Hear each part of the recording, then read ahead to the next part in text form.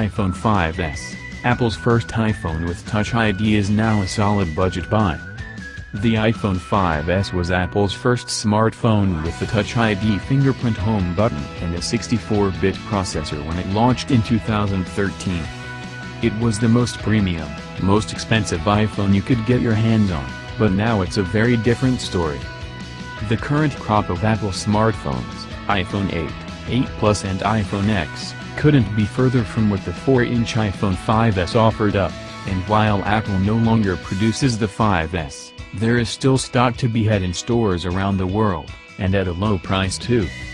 If you're in the market for an iPhone that fits comfortably into the palm of your hand, you either have to go for the slightly newer iPhone SE from 2016, or plump for the cheaper 5s.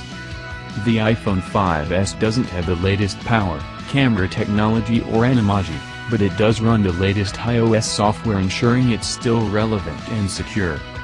When it was first unveiled, the iPhone 5s looked a lot like the iPhone 5, even though it went much further under the hood. We'd been there before with the iPhone's conundrum: a new phone comes along, taking the shell of the previous model, adds some new bits and pieces, and then claims to be an entirely new phone. Which it was, of course. But also wasn't. Well, mostly was. It's the kind of move that only Apple can pull off with any kind of conviction, the notion that it can take the same chassis, have a little tinker, throw in a new CPU, slightly better battery and camera, and call it an all-conquering device. The 5s started out as an expensive smartphone, even on monthly plans, although thankfully the price has fallen considerably as the handset has gotten older.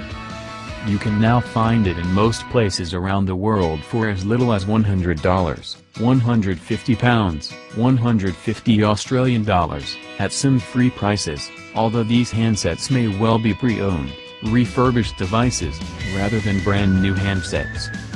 The iPhone 5s represented the pinnacle of that particular iPhone design for Apple. Before it went thinner and more rounded with the iPhone 6, it was certainly very difficult to tell the 5s apart from its predecessor, the iPhone 5. Perhaps that's less of an issue now that the iPhone is becoming something of a commodity, a device that is so oft used by the middle-aged generation that it no longer carries the luster that the exclusivity of the earlier models emanated. That's not necessarily a bad thing either, just because it's not an exclusive design that doesn't make the iPhone 5s any less premium. The danger is that it's starting to look a bit old-fashioned up against the handsets from 2014 and 2015.